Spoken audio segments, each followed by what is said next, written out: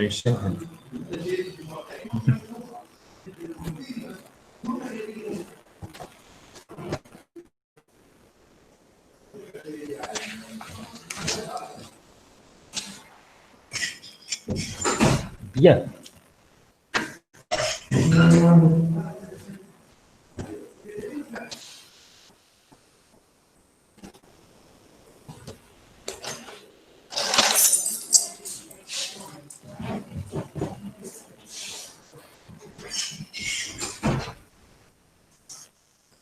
Bonjour tout le monde.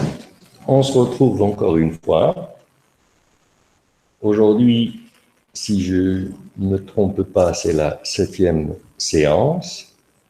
Et j'espère qu'à l'issue donc de cette séance, nous terminerons ce premier chapitre de statistiques qui était consacré à l'étude d'une série à un seul caractère, des séries statistiques. Nous avions vu que dans ce chapitre, l'étude se faisait par le biais de 3 types de présentation. Il y avait d'abord la présentation, nous l'avions faite à l'aide de tableaux. Par la suite, nous avions donné la deuxième étape qui consistait à représenter cette série via donc des graphes. Et enfin, nous sommes dans la dernière partie qui était la caractérisation des séries statistiques à l'aide de constantes qu'on appelait donc paramètres de la série. Alors, dans ces paramètres, le dernier cours, nous avions dit qu'il y avait 2 types de paramètres.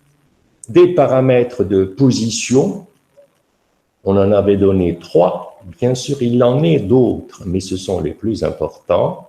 Alors, c'était, je vous rappelle, le mode, la moyenne arithmétique et enfin, la médiane.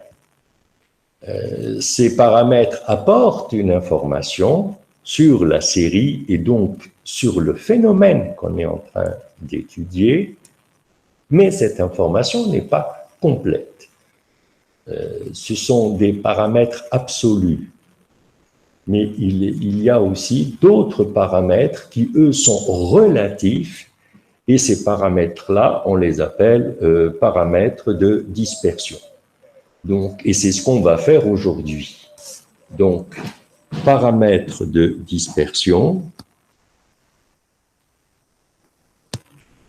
Bon, il y a un problème de couleur. Voilà, ça y est. Donc, paramètres de dispersion.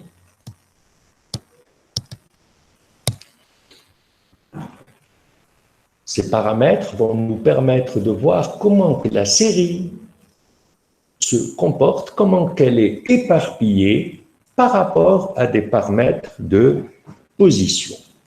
Alors, nous avons déjà fait et défini un paramètre de dispersion qui est celui de l'étendue. Donc, nous connaissons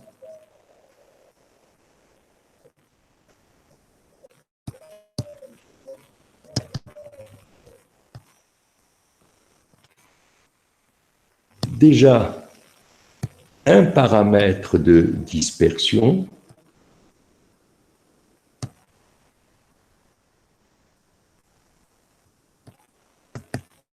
à savoir l'étendue E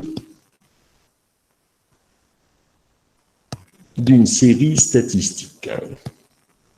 Alors, bien sûr, je vous rappelle que E, c'était rien d'autre que le maximum des observations moins le minimum de ces mêmes observations. Ça, c'est la première remarque. Alors, nous allons donner 2 autres paramètres de dispersion. Alors, le deuxième paramètre de dispersion qu'on va donc définir, c'est ce qu'on appelle les quartiles d'une série statistique.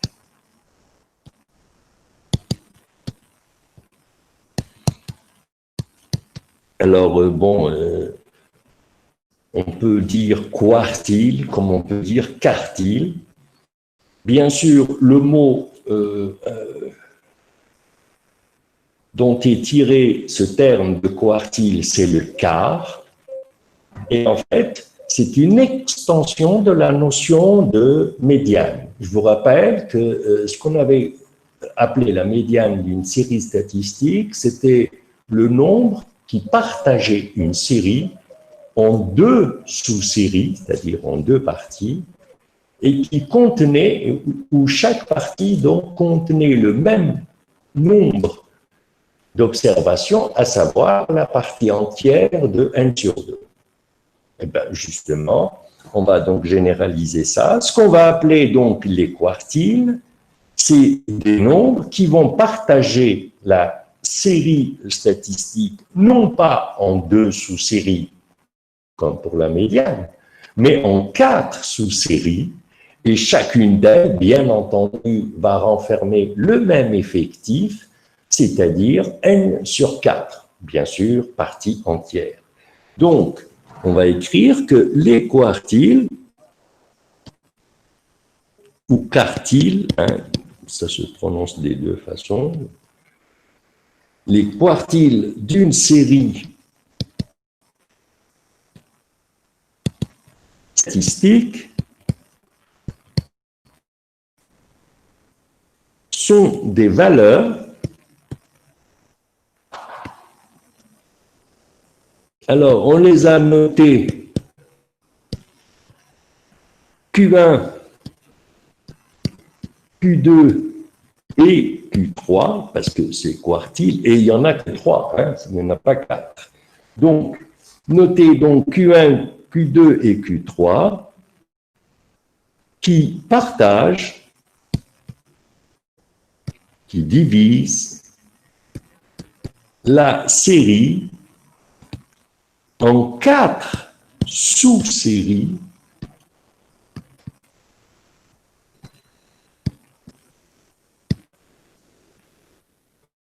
qui renferment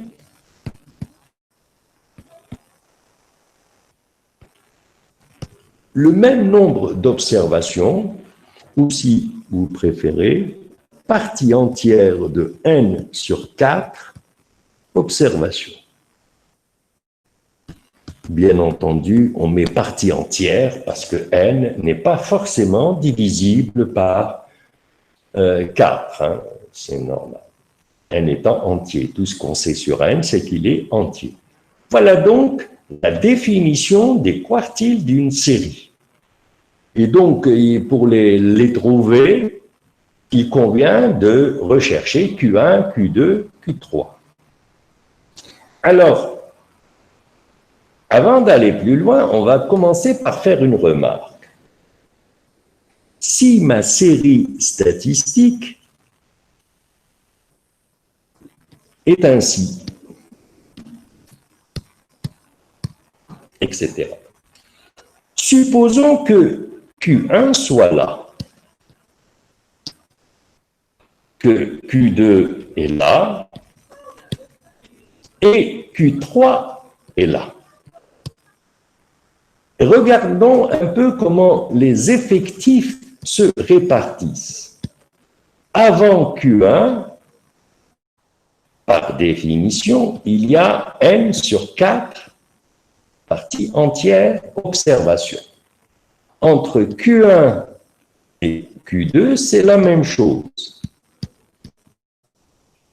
Entre Q2 et Q3, il y a aussi n sur 4 parties entières. Et enfin, bien entendu, au-delà de Q3, ça va nous faire n sur 4 aussi, observation. Effectivement, la somme va faire, bien entendu, n, qui est, je vous le rappelle, la taille de l'échantillon.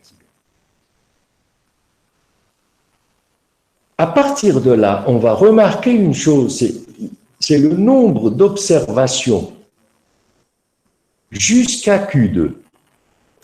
Ben, ça fera n sur 4, n sur 4, ça va faire la partie entière de n sur 2. Et donc, on va tout de suite remarquer une chose, c'est qu'on a toujours Q2 qui sera donné par ce qu'on a appelé la médiane. Et donc, finalement, ces quartiles, ils ne sont pas trois. Bon, ils sont trois, effectivement. Mais quand on doit faire la détermination des quartiles, en fait, il n'y a que deux quartiles à déterminer. Donc, et ainsi, il n'y a que deux quartiles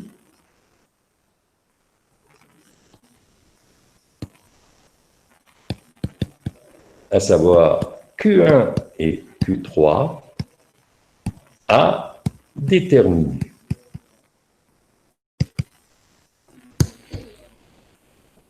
Eh bien justement, on va maintenant apprendre à déterminer ces quartiles.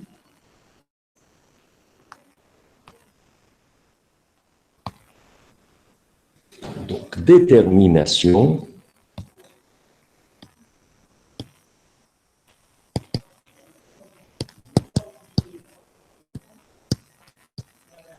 des quartiles Q1,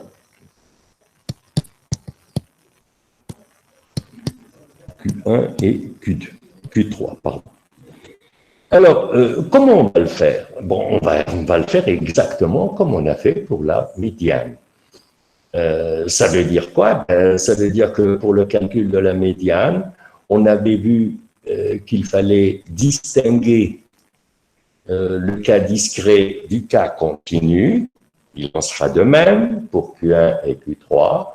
Et même dans le cas discret, on avait dû étudier le problème, rappelez-vous, de la parité de n.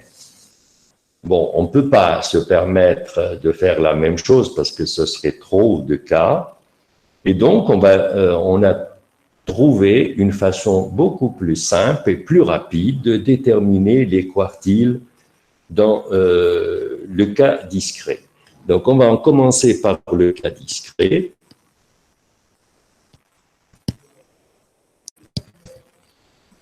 Alors, le premier quartile, qui est donc Q1,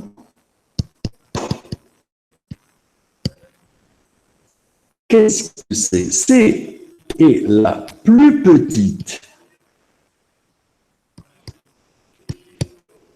observation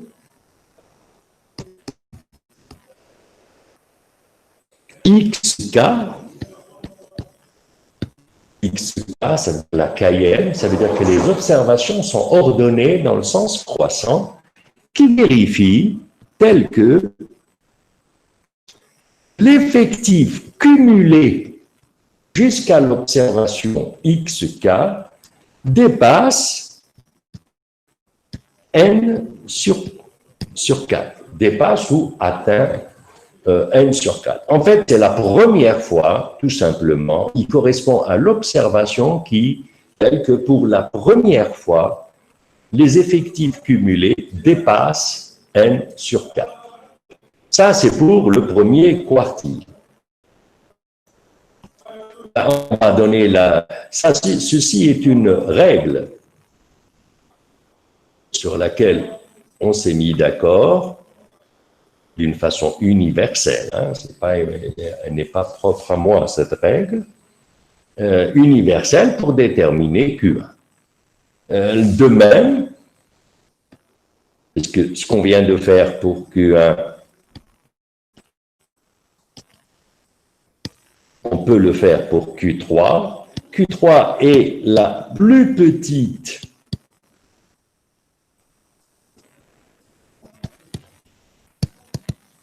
observation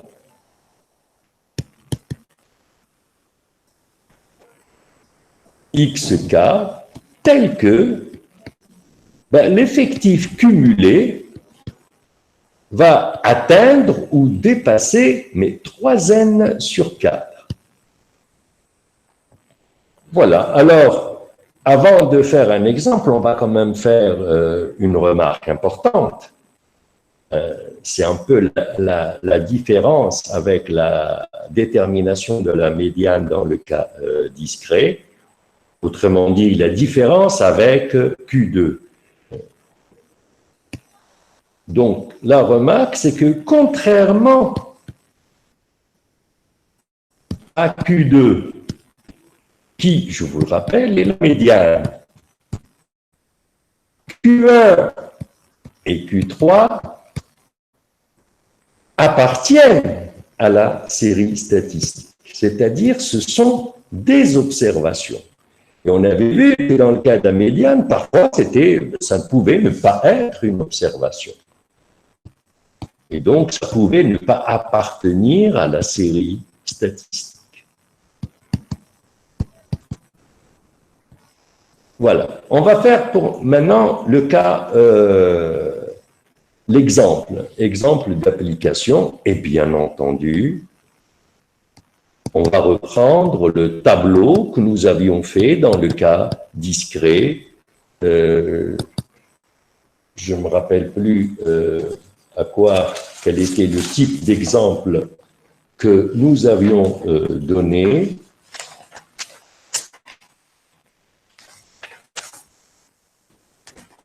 Quand on avait fait la présentation en question.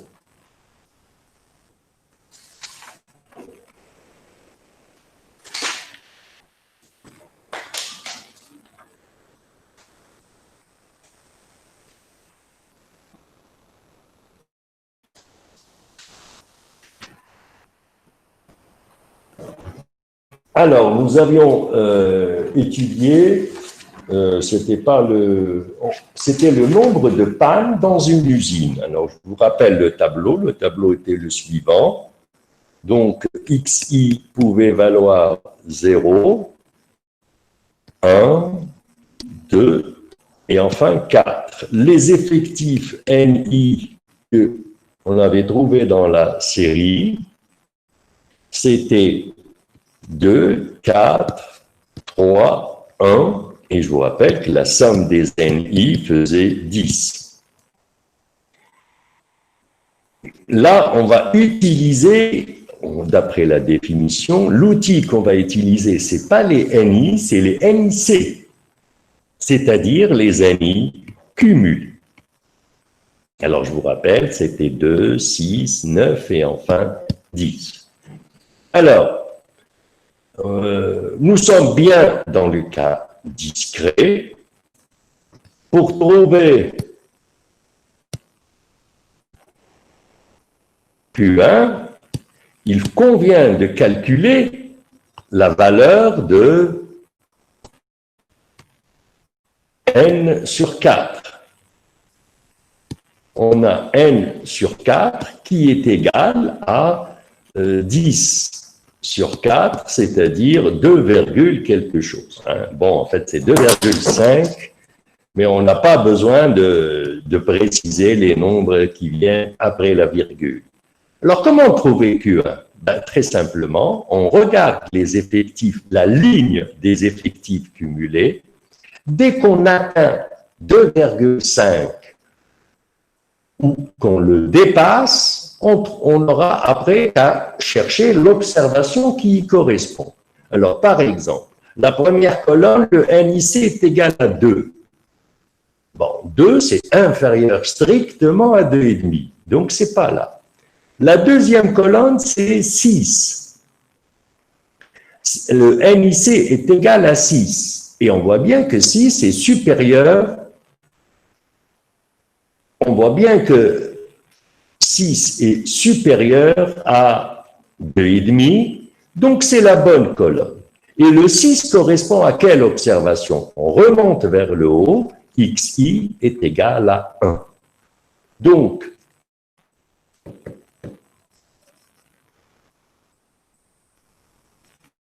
on a Q1 qui est égal à 1.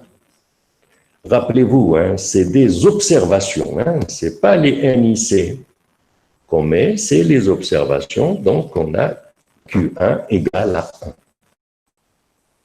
Parce que pour 1, son effectif cumulé dépasse 2,5 et pour la première fois. Maintenant, pour trouver Q3,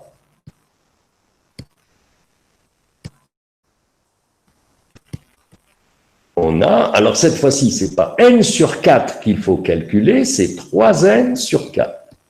Et bien sûr, 3n sur 4, ça fait 7,5.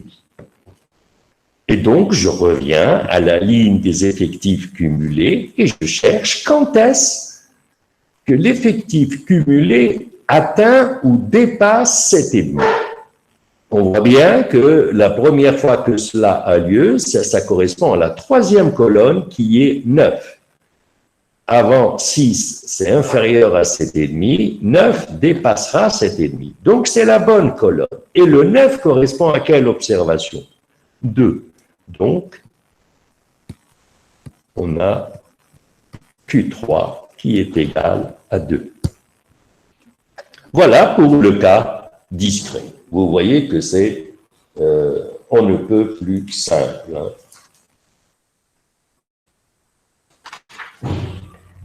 On va maintenant aborder le cas continu. Alors, je ne sais pas si vous vous rappelez, mais dans le cas continu, nous avions, pour déterminer la médiane, nous l'avions fait en 2 étapes. Vous vous rappelez? D'abord, on avait trouvé la classe médiane, c'est-à-dire la classe qui contient la médiane, puis après, on avait fait une interpolation linéaire. Eh bien, on va faire exactement la même chose, aussi bien pour Q1 que pour Q2. Hein. Donc, on utilise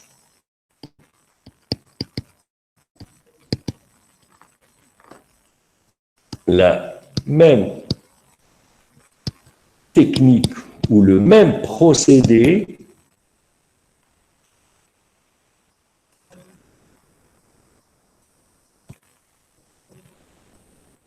que nous avons mis au point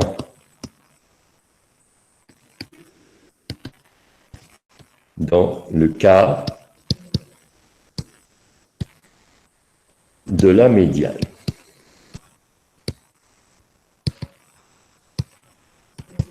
C'est-à-dire, premièrement, première étape,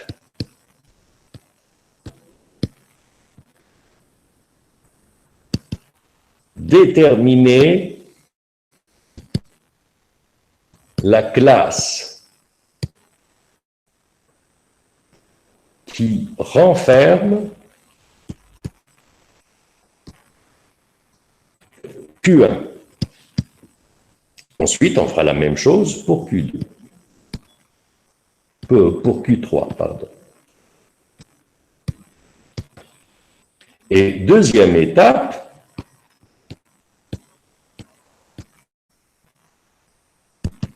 c'est à l'aide estimée Q1 ou Q3, hein, à l'aide d'une interpolation linéaire. Je vous rappelle que le procédé de l'interpolation linéaire repose sur une supposition, c'est que les observations à l'intérieur de la classe sont réparties d'une manière équilibrée, hein, équidistante. Voilà, donc maintenant on va donner les formules. Pour Q1,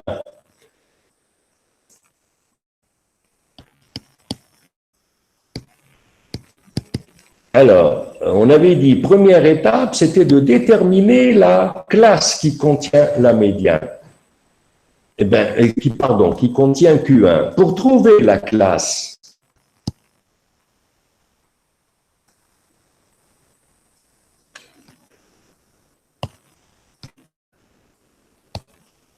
la classe AI, BI, qui contient Q1, pour trouver cette classe, donc elle est telle que quoi? Ben, tout comme dans le cas discret, en fait, c'est la première classe qui va dépasser en effectif cumulé, donc est telle que l'effectif cumulé au niveau donc de cette classe sera supérieur ou égal à n sur 4. Mais il sera supérieur à n sur 4 pour la première fois.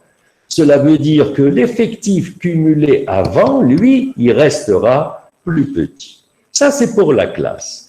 Maintenant, pour trouver la valeur de Q1, on estime alors, car je le rappelle, c'est une estimation, Q1, à l'aide de l'interpolation linéaire, ça va donner AI plus BI moins AI sur NI, que multiplie N sur 4, moins l'effectif cumulé précédant la classe. Voilà pour Q1. Pour Q3, c'est presque la même chose. On trouve la classe, toujours donc de la forme AI BI qui renferme Q3. Elle est telle que quoi? Ben, telle que l'effectif cumulé au niveau de cette classe sera supérieur ou égal pas à n sur 4. n sur 4, ça correspond à Q1. En fait, ce sera 3n sur 4. Et comme c'est pour la première fois, ça veut dire que l'effectif cumulé précédent, avant, ne vérifie pas ça, donc il reste inférieur à ni-1c. Maintenant, pour l'estimation de Q3, Q3 est alors donné par... Alors, c'est presque la même forme, à savoir AI plus BI moins AI sur NI. La seule différence, c'est au lieu de mettre n sur 4, ce sera, bien entendu, vous l'avez deviné, 3n sur 4, moins toujours l'effectif cumulé. Bon, on a l'impression qu'il y a trois formules pour estimer les quartiles. En fait, il n'en est rien. On peut généraliser, parce qu'en fait, c'est la même formule. Donc, on peut très bien généraliser. Donc, généralisation, d'une façon générale, QK, ce sera toujours AI plus BI moins AI sur NI, que multiplie alors KN sur 4. Et vous voyez très bien, quand c'est Q1, ce sera N sur 4. Quand c'est Q2, ce sera 2N sur 4, c'est-à-dire N sur 2, moins NIC, NI moins 1C. Et donc, c'est la même formule que la médiane. Donc, en fait, il n'y en a qu'une seule de formule à connaître. Voilà. On va faire l'application. Donc, exemple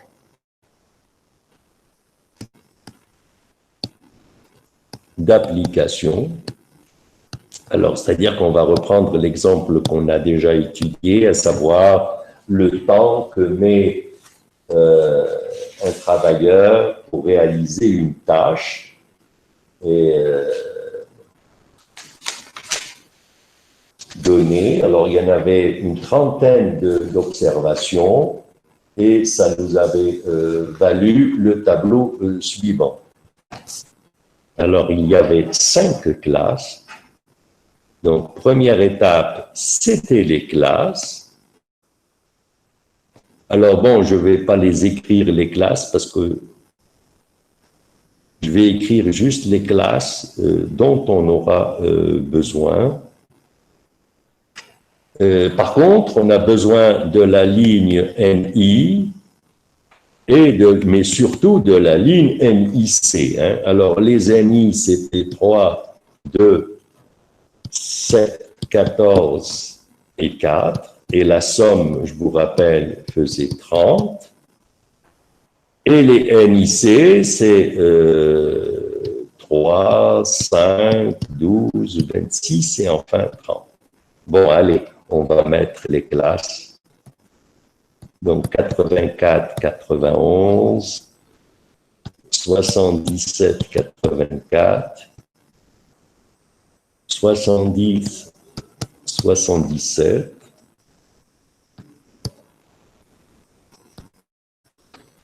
et 63, 70, 56, 63. Voilà donc les classes. Alors, pour trouver Q1,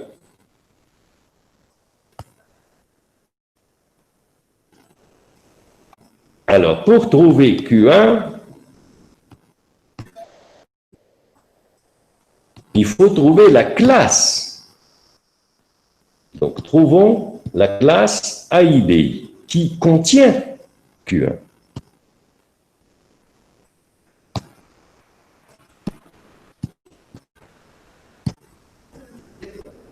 Alors, rappelez-vous la définition. La classe AIBI, la classe qui va contenir Q1, c'est la première classe qui va avoir un effectif cumulé qui va dépasser n sur 4. Donc, je dois calculer n sur 4. Alors, on a n sur 4 qui est égal à 30 sur 4. On divise, ça fait 7, bon, en fait, ça fait 7,5, mais on n'a pas besoin de préciser. Donc, je vais chercher dans la ligne des effectifs cumulés, quand est-ce que l'effectif cumulé dépasse 7,5. Et on le voit bien, la première fois que c'est le cas, c'est la classe 70, 77. Donc, d'après le tableau,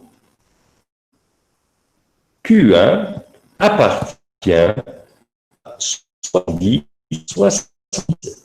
C'est cela. Bon, maintenant, une fois qu'on a trouvé la classe, on va estimer la valeur. On a alors Q1.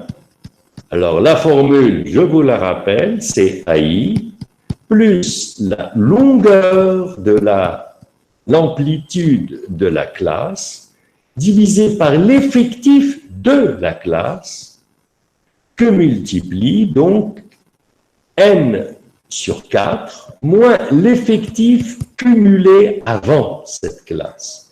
Donc, regardez, j'écris la formule. Ensuite, je remplace chaque terme de la formule. AI, là j'ai écrit des bêtises, c'est 70, 77, pardon. Hein?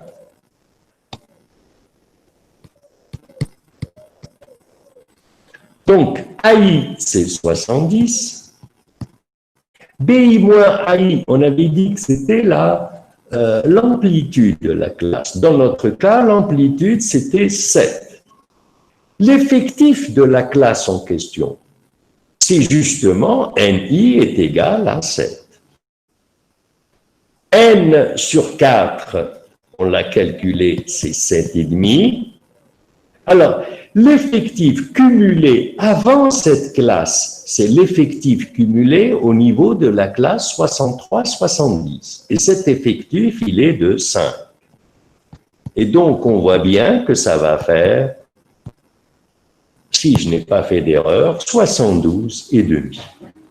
Bien entendu, ça n'est pas la valeur exacte, c'est une valeur estimée. Voilà donc pour Q1. De même, pour Q3, Alors, la classe, pour trouver la classe qui contient Q3,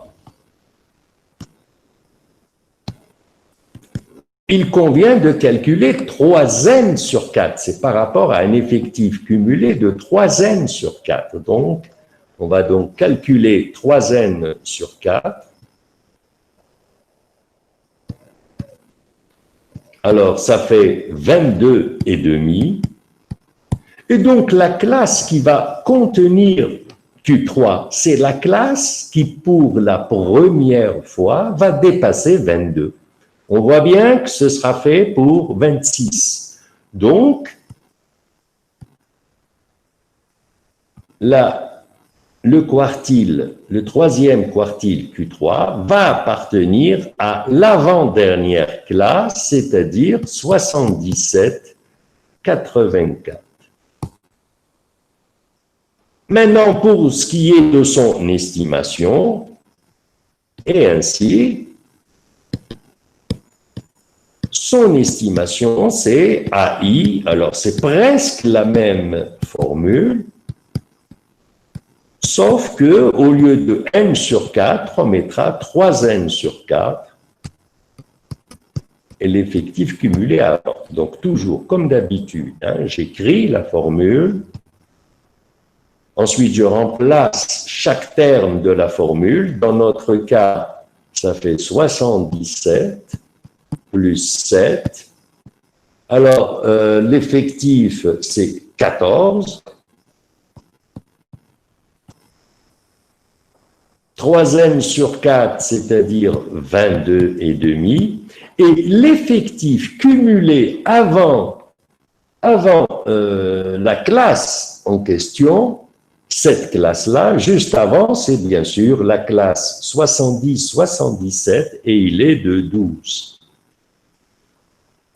Alors, on fait les calculs, 22 et demi moins 12, ça fait 10 et demi, divisé par 2, 5,25, c'est-à-dire, si je n'ai pas fait d'erreur, voilà la valeur de Q3. Bien sûr, il ne faut pas oublier d'ajouter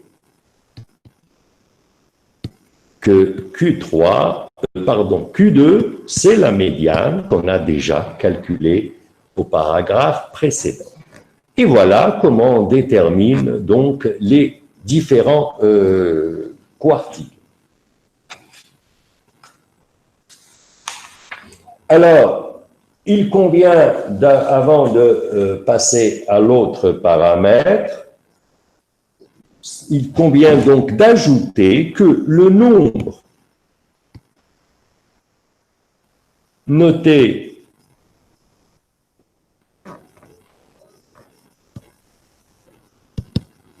delta défini par delta égale à Q3 moins Q1 est appelé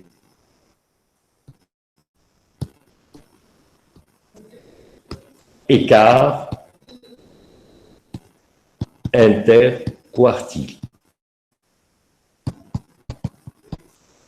Et vous remarquerez que on a recherché l'écart, non pas entre Q1 et Q2, en fait, on a fait comme si que Q2 n'existait pas, et on a cherché, en fait, l'écart qu'il y a entre les quartiles extrêmes, au deux bouts de la série statistique. Voilà. Alors, ces paramètres de dispersion que nous venons de définir, en statistique mathématique, n'ont pas vraiment d'intérêt. Par contre, en économie, les économistes utilisent énormément les quartiles et parfois, ils utilisent d'autres paramètres de dispersion plus précis, c'est ce qu'on appelle les déciles. Donc, vous pouvez, j'imagine, deviner la définition des déciles. Les quartiles, c'est trois valeurs qui partagent la série en 4 sous-séries de même effectif, et les déciles, c'est 9 valeurs qui vont partager la série en 10 sous-séries. Bon, Bon, mais nous, on n'a pas à les utiliser. Bon, en fait, on va donner ici le caractère, pardon, le paramètre le plus de dispersion qui est le plus important. On avait vu que dans le cas des paramètres de position, le plus important, c'était la moyenne. Eh bien, dans les paramètres de dispersion, le plus important, c'est ce qu'on appelle l'écart quadratique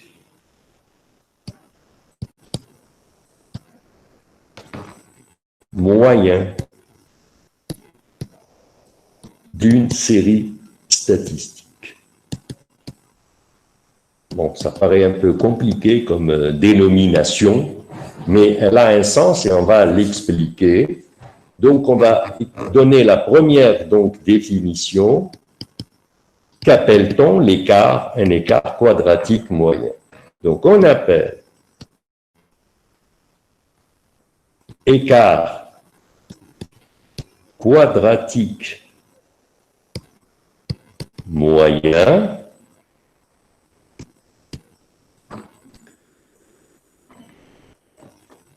rassurez-vous, je ne dirai pas ce terme-là. On a fini par comprendre que c'était trop long et donc on lui a donné un autre nom qu'on utilise, c'est écart type. Donc, ou écart type, c'est-à-dire un écart étalon. Donc, écart type,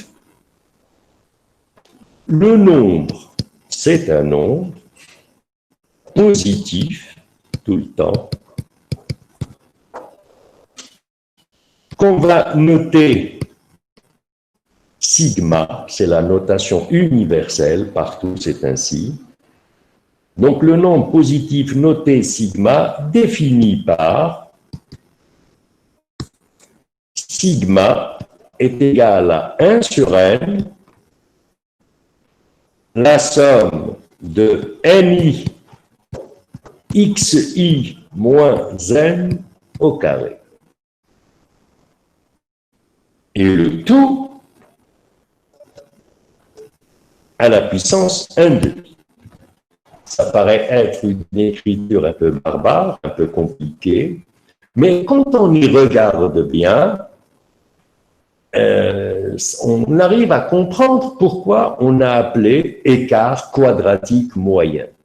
En fait, c'est un outil, sigma, qui va me permettre de mesurer la distance entre toutes les observations par rapport à la moyenne.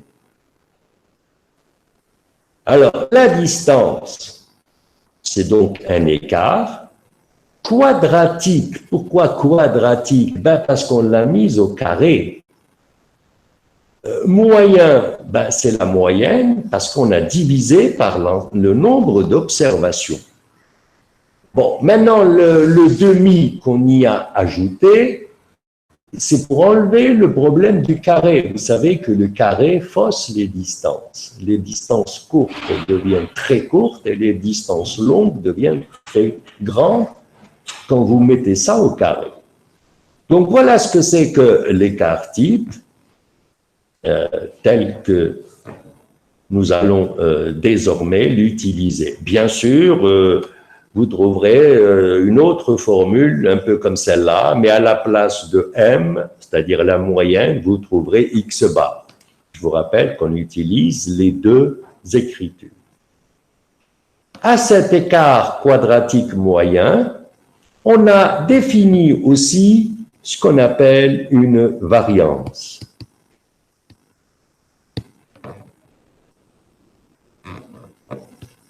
On appelle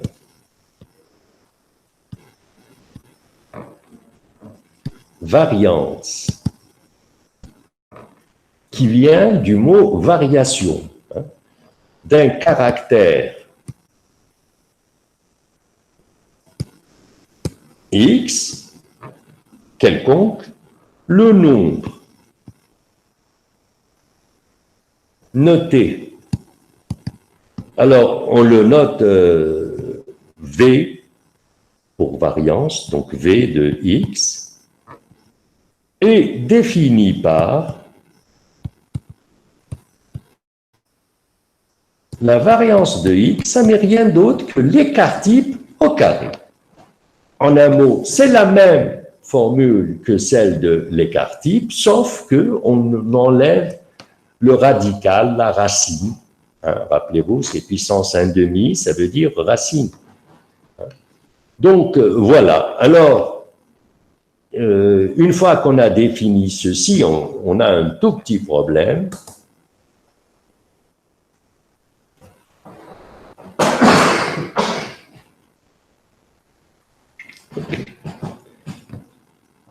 Pardon. On a un petit problème, on se pose la question pourquoi? Pourquoi définir l'écart type et aussi la variance? En fait, on est obligé de le faire. A priori, il n'y a pas de raison, vu qu'il y a une relation entre V et sigma, V étant égal au carré, et donc s'il y a une relation entre ces deux outils, ça veut dire qu'ils sont équivalents. Hein, c'est comme si on travaillait en même temps en grammes et en kilos, ce qui n'a pas de sens, hein, puisque c'est des caractères équivalents, pardon, des poids équivalents. Donc, en fait, la différence vient de ce qui se passe entre probabilistes et statisticiens. Les statisticiens travaillent toujours avec l'écart type. Et les probabilistes travaillent toujours avec la variance. Alors, quel est le plus... pourquoi que les statisticiens n'utilisent pas la variance? Parce que la variance, c'est un outil qui n'a aucun intérêt en pratique, qui ne correspond à aucun sens. Par contre, sigma, il a un sens pratique. Sigma, c'est quoi? C'est la distance de toutes les observations par rapport à la moyenne de la série. Hein? Et donc, ça permet de connaître comment se disperse la dispersion des observations autour de la moyenne. Mais les probabilistes préfèrent utiliser la variance, d'abord parce que les calculs sont un peu plus simples, il n'y a plus de radical, et puis parce que les probabilistes ne sont pas intéressés par le côté pratique, ce n'est pas ce qu'ils recherchent. Donc nous, comme c'est un module de statistique et de probabilité, nous on utilisera les deux. Mais vous le verrez que dans le second semestre, qui est la partie probabilité, dans le second semestre, on n'utilisera pratiquement que la variance, très très rarement l'écart. Donc voilà, on peut, bien entendu, on va faire une application pour comment déterminer sigma et la variance, mais avant, on va donner quelques propriétés, donc des résultats, pour le calcul. Bon, en fait, je vais donner des formules pour la variance, mais après, il est facile de trouver l'écart type, il suffit de passer à la racine. Donc, théorème, et dedans, je vais englober tous les résultats. C'est que, premièrement, la formule que j'ai donnée pour le calcul de l'écart type et de la variance, en fait, c'est une formule qu'on n'utilise jamais parce qu'elle est trop longue.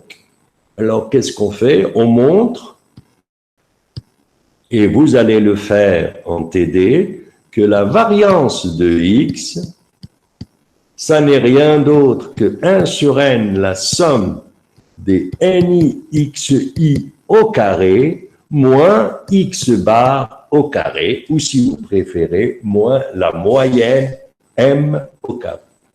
Cette formule, elle est beaucoup plus facile à utiliser pour trouver la variance. Alors, ça se démontre assez facilement en utilisant les propriétés du signe sigma, c'est-à-dire en fait les propriétés de linéarité.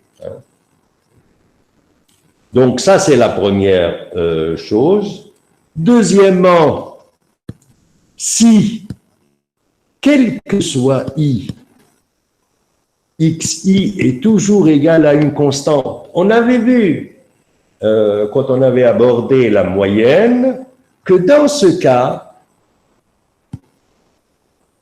la moyenne, qui est x bar, était aussi égale à alpha.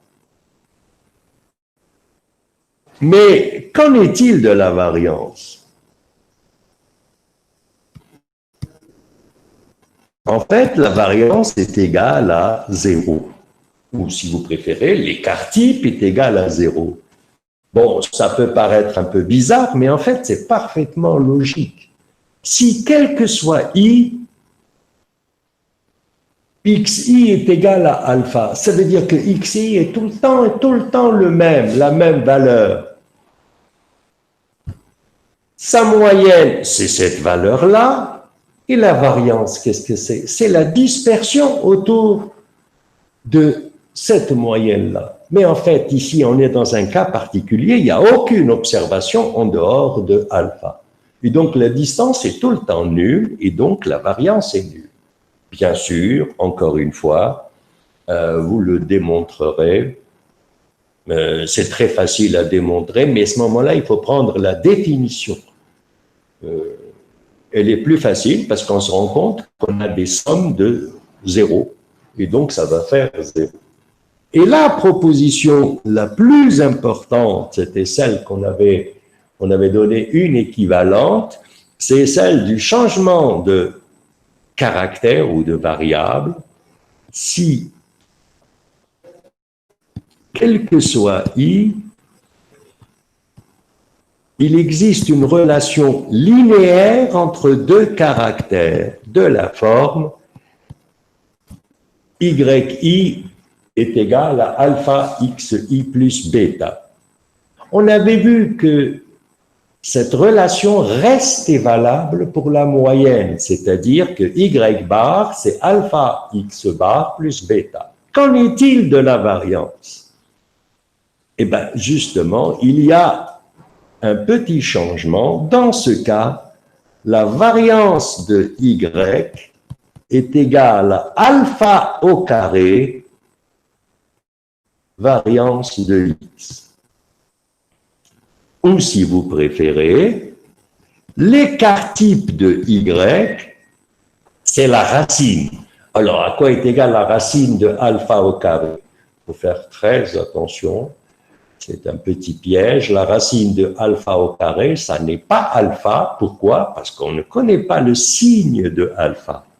Donc, ce sera la valeur absolue de alpha que multiplie l'écart type de x. Voilà toutes les propriétés que l'on peut trouver. Pour terminer le chapitre, on va tout simplement, il nous reste à faire l'application pour la détermination de l'écart type. Bon, je vous laisse dans le cas de l'écart type, bon, allez, on va les faire. Exemple d'application.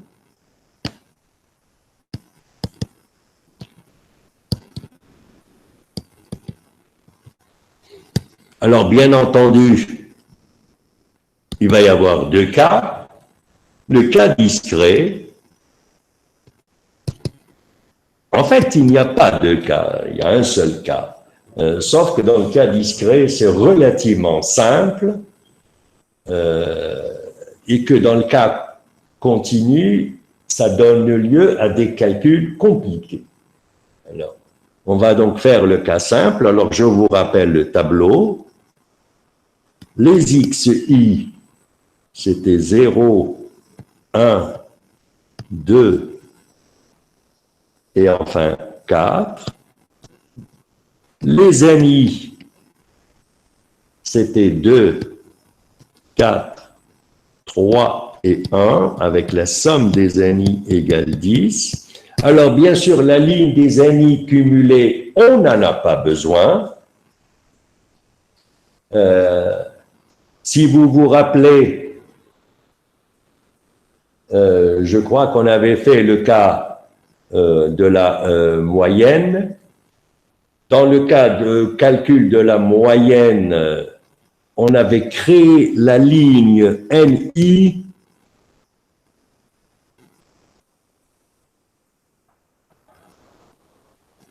XI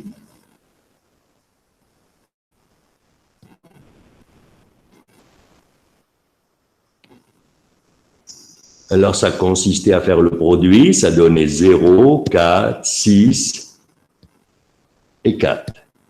Et la somme des NI XI, c'était 14.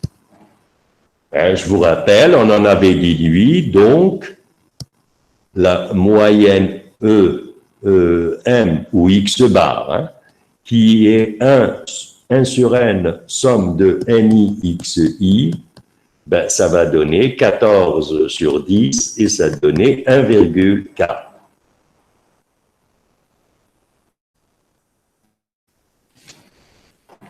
Maintenant, pour ce qui est de l'écart-type. Alors, on ne peut pas faire le calcul de l'écart-type tout de suite. Il faut d'abord passer par la variance. Donc, on va calculer la variance.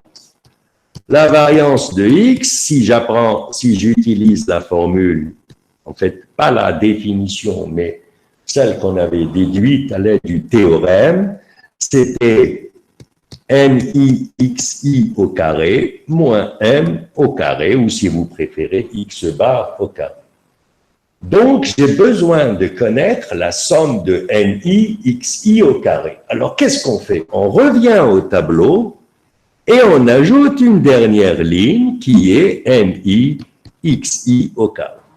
Donc, il va falloir multiplier NI par le carré de X, qui fait 0, 4, 24, et puis enfin 4 fois 16, 64, si je ne me trompe pas. Alors, la somme des NI XI au carré, bon, on fait la somme, 92, je pense, si je n'ai pas fait d'erreur, c'est 92, 88, oui. Donc, N, c'est 10, somme des NI au carré, c'est 92, moins 1,4 au carré.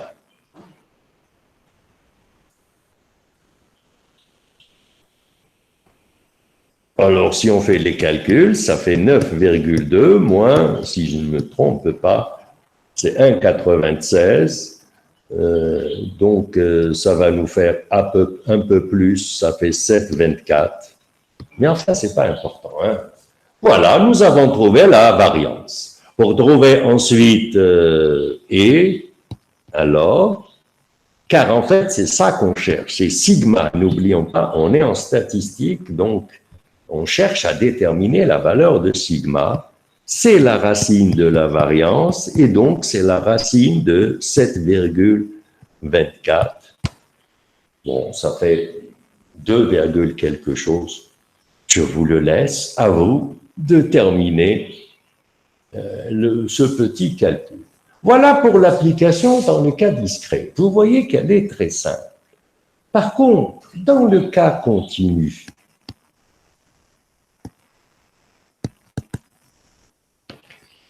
dans le cas continu, nous le savons, les calculs sont compliqués.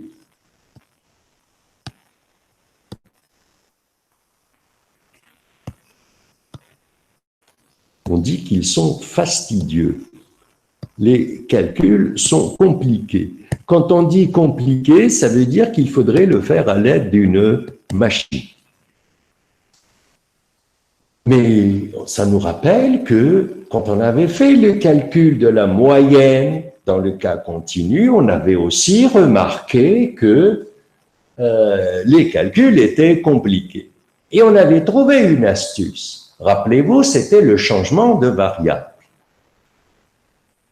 Et alors là, il faut remarquer une chose, c'est que le changement de variable qu'on avait utilisé pour faciliter les calculs de la moyenne, eh bien, on va pouvoir l'utiliser pour le calcul de l'écart-type.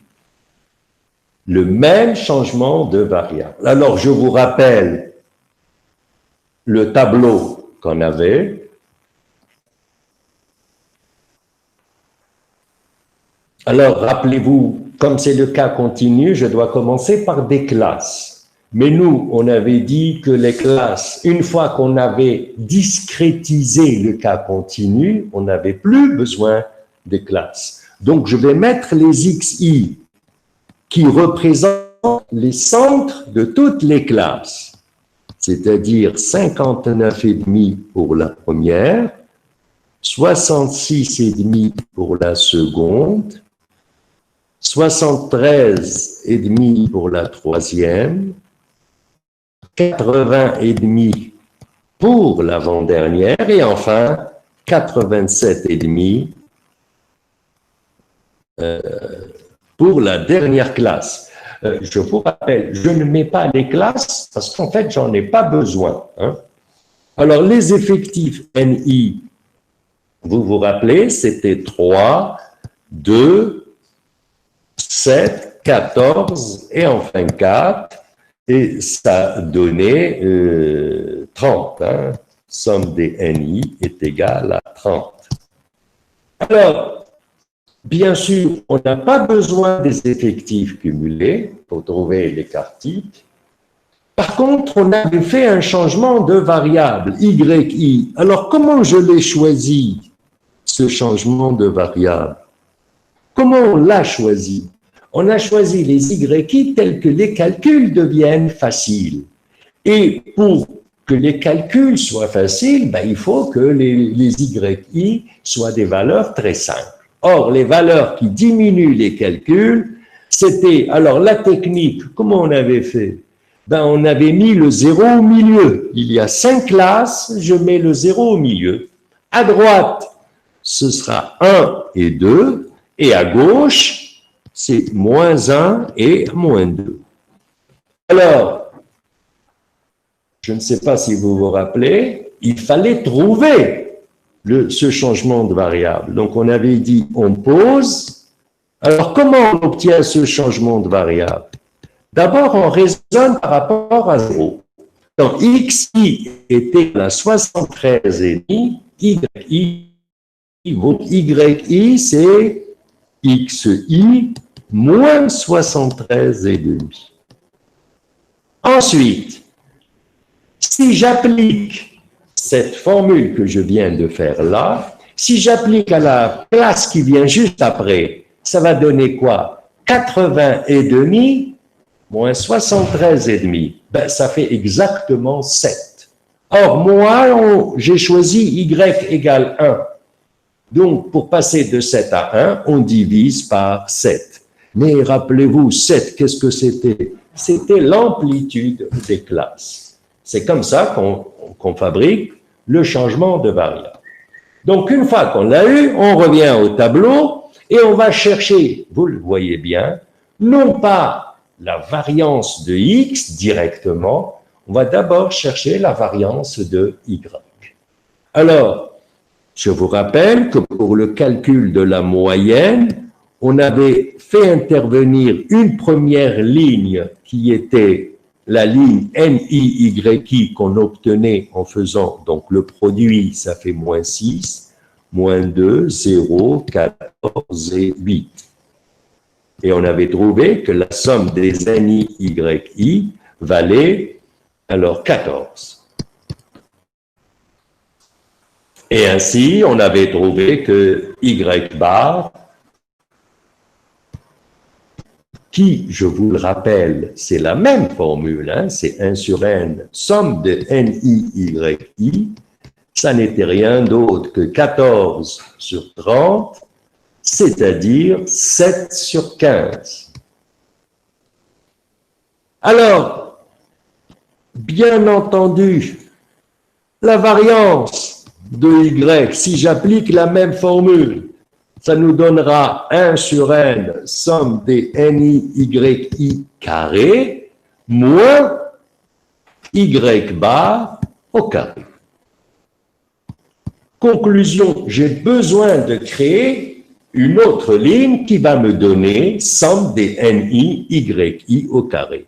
Et donc, on va créer la ligne ni yi au carré. Bien entendu, il faut éviter de faire des erreurs. Alors, 6 fois 2, ça fait 12, 2, 0, 14, et enfin 16. Et la somme des ni yi au carré, ça donne, alors, 16 et 14, 30, 30, 44. Ainsi, bon, ça nous fait donc 44 sur 30 moins 49 sur 15 au carré. Bon, ça fait 22 sur 15, donc ça va faire 22 fois 15 moins 49, le tout sur 15 au carré. Bon, 22 fois 15, ça fait 165, 330, si je ne fais pas d'erreur. 330 moins 50, 281.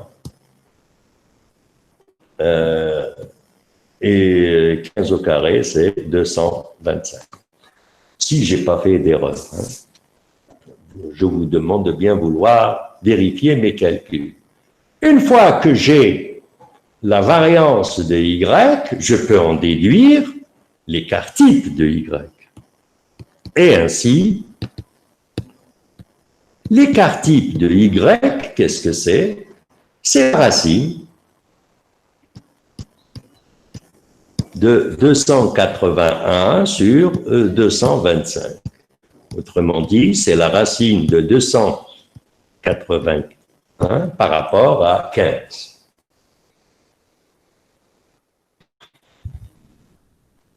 C'est légèrement supérieur à 1, c'est 16, sur 15. Bon, je ne vais pas m'amuser à faire les calculs. Par contre, maintenant, on ne nous a pas demandé de déterminer l'écart type de y, on nous a demandé de déterminer l'écart type de x. Et c'est là où on va pouvoir utiliser le théorème du changement de variable qu'on a donné. Pourquoi? Parce qu'on a, donc de plus, on a vu que y est égal à xi moins 73,5 sur la longueur, l'amplitude qui était donc de 7, c'est yi. Donc, xi est égal à 7 yi plus 73,5. D'après le théorème, l'écart type de x, qu'est-ce que c'est? C'est la valeur absolue de 7 fois l'écart type de y. C'est-à-dire, ça va donner 7 sur 15 que multiplie la racine de 280.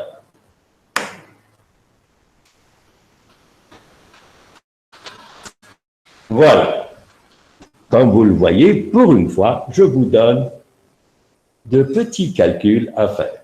C'est-à-dire que l'écart type va tourner autour de 8. Bon, je n'ai pas fait les calculs et je vous engage à les faire.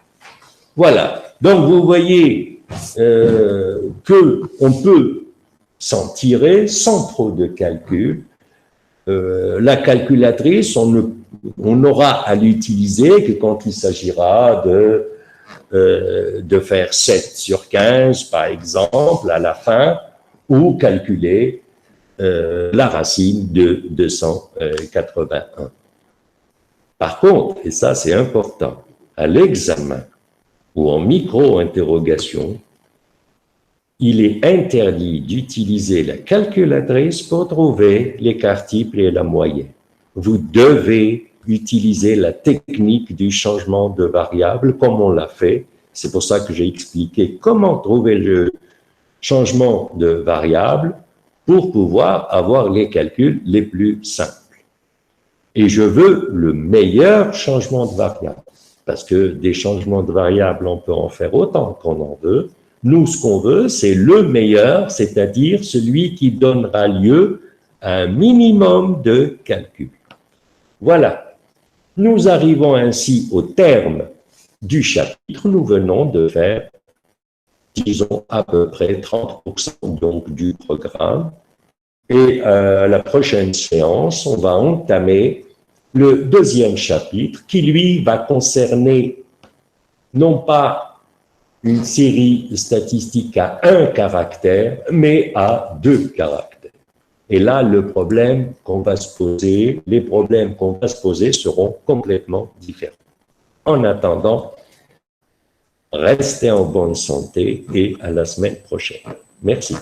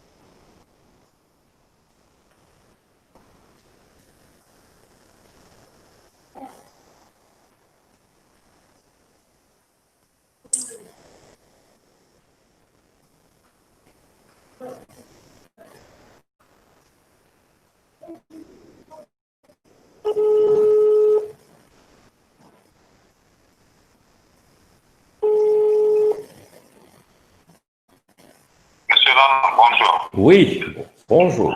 Vous avez terminé. Oui. Anisa et Wadi. Il n'y a pas de problème.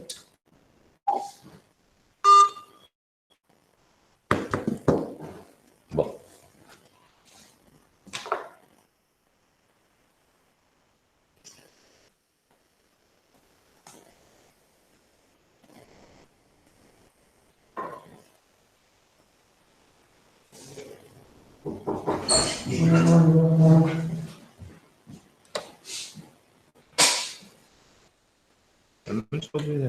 شبيه هو بياسر خرج Non, parce que j'ai essayé de l'arrêter.